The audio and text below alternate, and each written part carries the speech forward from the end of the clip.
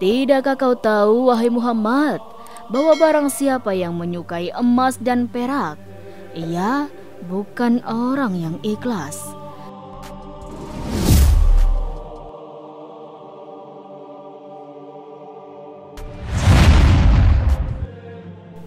Sobat Rizki rahimakumullah, ketika kami sedang bersama Rasulullah SAW di kediaman seorang sahabat Ansor, tiba-tiba terdengar panggilan seseorang dari luar rumah. "Wahai penghuni rumah, bolehkah aku masuk? Sebab kalian akan membutuhkanku." Rasulullah bersabda, "Tahukah kalian siapa yang memanggil?" Kami menjawab, "Allah dan Rasulnya yang lebih tahu." Beliau melanjutkan, "Itu iblis, laknat Allah bersamanya." Umar bin Khattab berkata, "Izinkan aku membunuhnya, wahai Rasulullah." Nabi menahannya. "Sabar, wahai Umar, bukankah kamu tahu bahwa Allah memberinya kesempatan hingga hari kiamat? Lebih baik bukakan pintu untuknya, sebab dia telah diperintahkan oleh Allah untuk ini. Pahamilah apa yang hendak ia katakan dan dengarkan dengan baik." Ibnu Abbas radhiyallahu anhu berkata, pintu lalu dibuka. Ternyata dia seperti seorang kakek yang cacat satu matanya. Di janggutnya terdapat 7 helai rambut seperti rambut kuda. Taringnya terlihat seperti taring babi, bibirnya seperti bibir sapi. Iblis berkata, "Salam untukmu Muhammad, salam untukmu para hadirin." Rasulullah SAW menjawab, "Salam hanya milik Allah Subhanahu wa Ta'ala. Sebagai makhluk terlaknat, apa keperluanmu?" Iblis menjawab, "Wahai Muhammad, aku datang ke sini bukan atas kemauanku, namun karena terpaksa." "Siapa yang memaksamu?" "Seorang malaikat dari utusan Allah telah mendatangiku dan berkata, Allah memerintahkanmu untuk mendatangi Muhammad sambil menundukkan diri. Beritahu Muhammad tentang caramu dalam menggoda manusia. Jawablah dengan jujur semua pertanyaannya. Demi kebesaran Allah, andai kau berdusta satu kali saja, maka Allah akan jadikan dirimu debu yang ditiup oleh angin. Oleh karena itu, aku sekarang mendatangimu. Tanyalah apa yang hendak kau tanyakan. Jika aku berdusta, aku akan dicaci oleh setiap musuhku. Tidak ada sesuatu pun yang paling besar menimpaku daripada cacian musuh." Rasulullah SAW lalu bertanya kepada iblis, "Kalau kau benar jujur, siapakah manusia yang paling kau benci?" Iblis menjawab, Kamu dan orang sepertimu adalah makhluk Allah yang paling aku benci." "Siapa selanjutnya?" "Pemuda yang bertakwa, yang memberikan dirinya mengabdi kepada Allah Subhanahu wa Ta'ala." "Lalu siapa lagi?" "Orang alim dan wara, loyal." "Lalu siapa lagi?" "Orang yang selalu bersuci." "Siapa lagi?" "Seorang fakir yang sabar dan tak pernah mengeluhkan kesulitannya kepada orang lain." "Apa tanda kesabarannya?" "Wahai Muhammad, jika ia tidak mengeluhkan kesulitannya kepada orang lain selama 3 hari, Allah akan memberi pahala orang-orang yang sabar." "Selanjutnya apa?" "Orang kaya yang bersyukur." "Apa tanda kesyukurannya?" "Ia mengambil kekayaannya dari tempatnya dan mengeluarkannya juga dari tempatnya." "Orang seperti apa Abu Bakar menurutmu?" "Ia tidak pernah menurutiku di masa jahiliyah, apalagi dalam Islam." Umar bin Khattab, "Demi Allah, setiap berjumpa dengannya aku pasti kabur." Utsman bin Affan, "Aku malu kepada orang yang malaikat pun malu kepadanya." Ali bin Abi Thalib, aku berharap darinya agar kepalaku selamat dan berharap ia melepaskanku dan aku melepaskannya, tetapi ia tak akan mau melakukan itu. Ali bin Abi Thalib selalu berzikir terhadap Allah Subhanahu wa Ta'ala. Apa yang kau rasakan jika melihat seseorang dari umatku hendak sholat? Aku merasa panas, dingin, dan gemetar. Kenapa? Sebab setiap seorang hamba bersujud 1 kali kepada Allah, Allah mengangkatnya 1 derajat. Jika seorang umatku berpuasa, tubuhku terasa terikat hingga ia berbuka. Jika ia berhaji, aku seperti orang gila. Jika ia membaca Al-Quran, aku merasa meleleh laksana timah di atas api. Jika ia bersedekah, itu sama saja orang tersebut membelah tubuhku dengan gergaji. Mengapa bisa begitu? Sebab dalam sedekah ada 4 keuntungan baginya, yaitu keberkahan dalam hartanya, hidupnya disukai. Sedekah itu kelak akan menjadi hijab antara dirinya dengan api neraka, dan segala macam musibah akan terhalau darinya. Apa yang dapat mematahkan pinggangmu? Suara kuda perang di jalan Allah. Apa yang dapat melelehkan tubuhmu? Taubat orang yang bertaubat. Apa yang dapat membakar hatimu? Istighfar di waktu siang dan malam. Apa yang dapat mencoreng wajahmu? Sedekah yang diam-diam. Apa yang dapat menusuk matamu? Salat fajar. Apa yang dapat memukul kepalamu? Salat berjamaah. Apa yang paling mengganggumu? Majelis para ulama. Bagaimana cara makanmu? Dengan tangan kiri dan jariku. Di mana kau menaungkan anak-anakmu di musim panas? Di bawah kuku manusia. Nabi lalu bertanya, siapa temanmu wahai iblis? Pemakan riba. Siapa sahabatmu? Pezina. Siapa teman tidurmu? Pemabuk. Siapa tamumu? Pencuri. Siapa utusanmu? Tukang sihir. Apa yang membuatmu gembira? Bersumpah dengan cerai. Siapa kekasihmu? Orang yang meninggalkan sholat Jumat. Siapa manusia yang paling membahagiakanmu? Orang yang meninggalkan sholatnya dengan sengaja. Rasulullah SAW lalu bersabda, segala puji bagi Allah yang telah membahagiakan umatku dan menyengsarakanmu. Iblis segera menimpali. Tidak akan ada kebahagiaan selama aku hidup hingga hari akhir. Bagaimana kau bisa berbahagia dengan umatmu, sementara aku bisa masuk ke dalam aliran darah mereka, dan mereka tak bisa melihatku.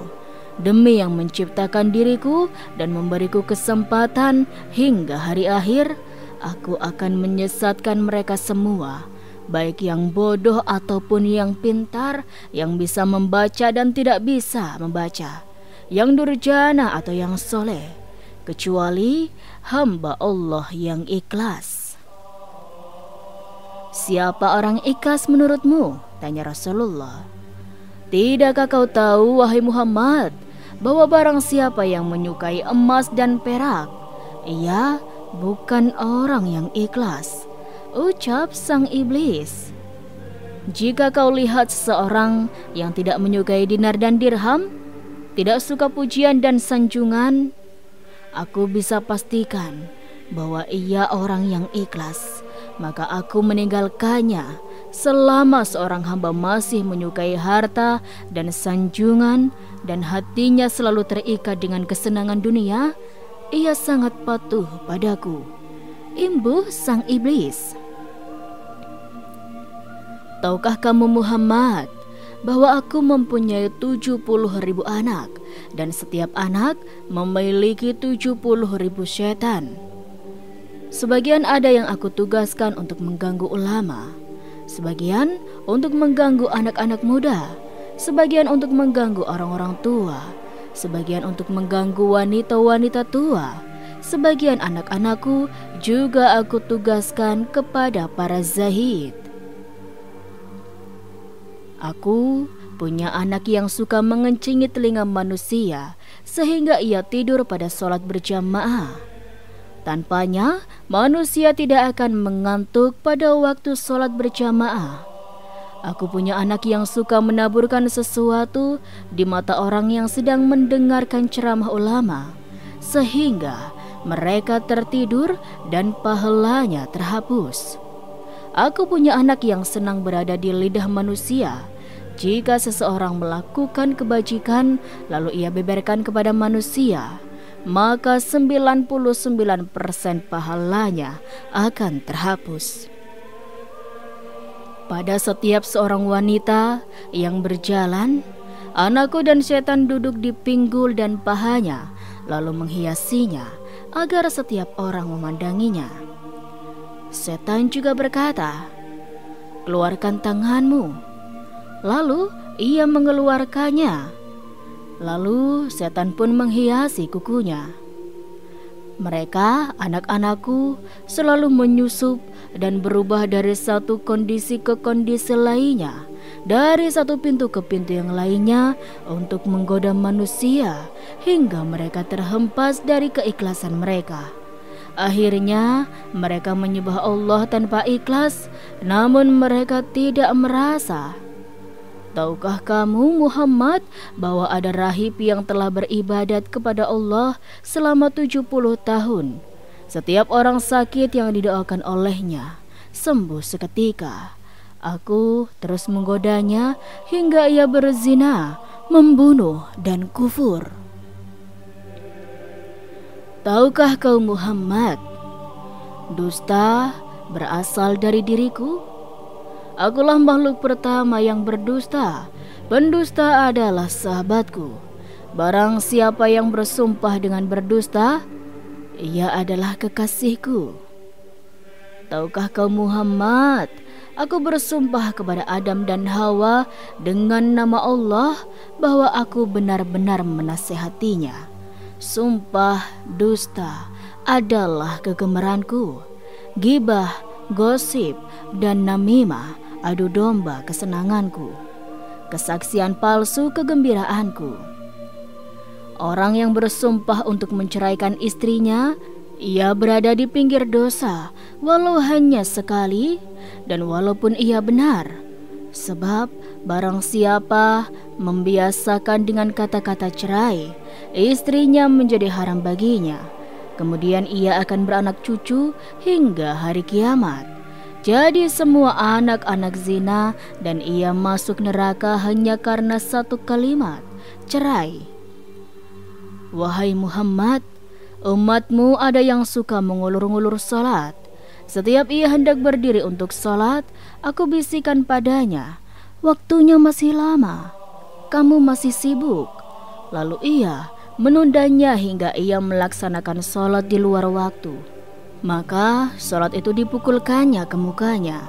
Jika ia berhasil mengalahkanku, aku biarkan ia salat.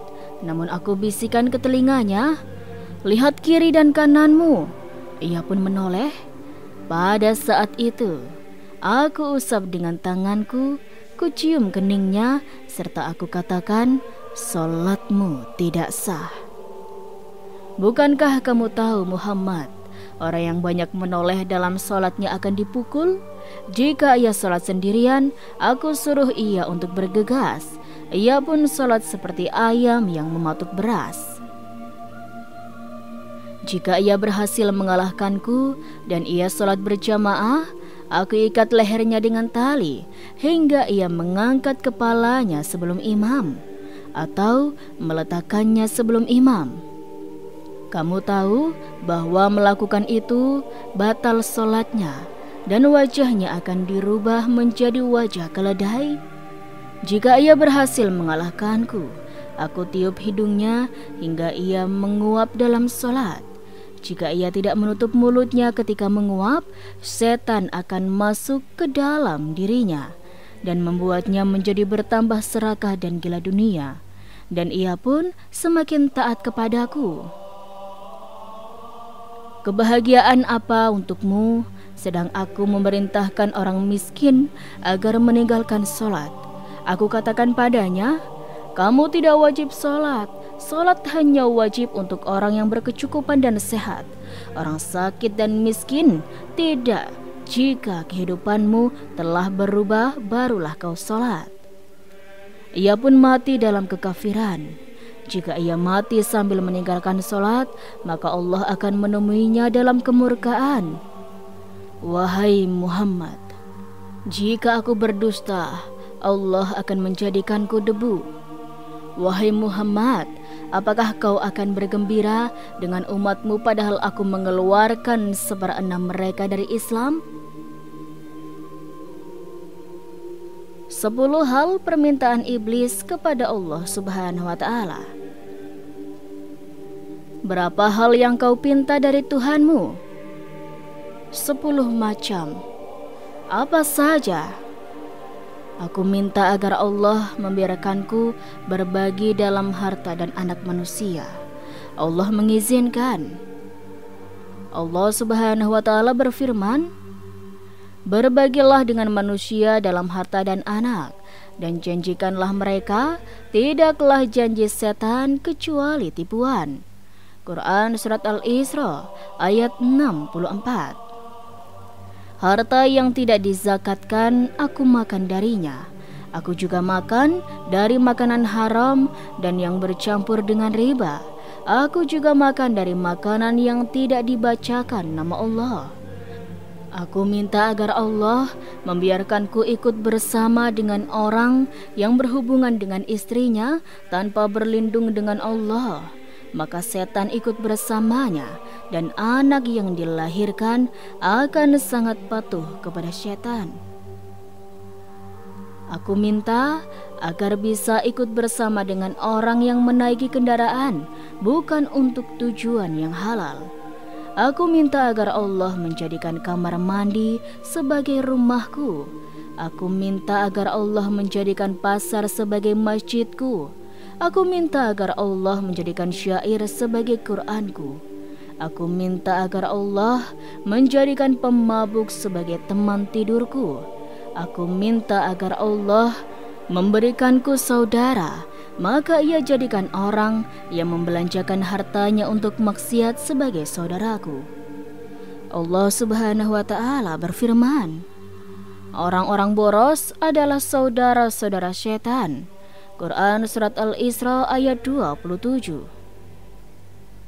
Wahai Muhammad, aku minta agar Allah membuatku bisa melihat manusia sementara mereka tidak bisa melihatku. Dan aku minta agar Allah memberiku kemampuan untuk mengalir dalam aliran darah manusia. Allah menjawab, silahkan. Dan aku bangga dengan hal itu hingga hari kiamat. Sebagian besar manusia bersamaku di hari kiamat. Iblis berkata, wahai Muhammad, aku tak bisa menyesatkan orang sedikit pun. Aku hanya bisa membisikkan dan menggoda. Jika aku bisa menyesatkan, tak akan tersisa seorang pun. Sebagaimana dirimu, kamu tidak bisa memberi hidayah sedikit pun. Engkau hanya Rasul yang menyampaikan amanah. Jika kau bisa memberi hidayah, tak akan ada seorang kafir pun di muka bumi ini. Kau hanya bisa menjadi penyebab untuk orang yang telah ditentukan sengsara. Orang yang bahagia adalah orang yang telah ditulis bahagia sejak di perut ibunya. Dan orang yang sengsara adalah orang yang telah ditulis sengsara semenjak dalam kandungan ibunya. Rasulullah SAW lalu membaca ayat, mereka akan terus berselisih kecuali orang yang dirahmati Allah Subhanahu wa Ta'ala. Quran Surat Hud ayat 118 sampai 119. Juga membaca sesungguhnya ketentuan Allah pasti berlaku. Quran Surat Al-Ahzab ayat 38. Iblis lalu berkata, "Wahai Muhammad, Rasulullah, takdir telah ditentukan dan pena takdir telah kering. Maha suci Allah yang menjadikanmu pemimpin para nabi dan rasul, pemimpin penduduk surga, dan yang telah menjadikan aku pemimpin makhluk-makhluk celaka dan pemimpin penduduk neraka. Aku si celaka yang terusir. Ini akhir yang ingin aku sampaikan kepadamu, dan aku tak berbohong. Sampaikanlah risalah ini kepada saudara-saudara kita, agar mereka mengerti dengan benar apakah tugas-tugas dari iblis atau syaitan tersebut, sehingga kita semua dapat mengetahui dan dapat mencegahnya, dan tidak menuruti bisikan dan godaan iblis atau syaitan. Mudah-mudahan dengan demikian kita dapat setidaknya membuat hidup ini lebih nyaman dan membuat tempat serta lingkungan kita lebih aman. Wallahu alam. Dan itulah sobat sedikit kisah kali ini. Kurang lebihnya Rizky mohon maaf. Dan sampai jumpa lagi di kisah-kisah selanjutnya ya sobat. Sekian dari Rizky. Wassalamualaikum warahmatullahi wabarakatuh.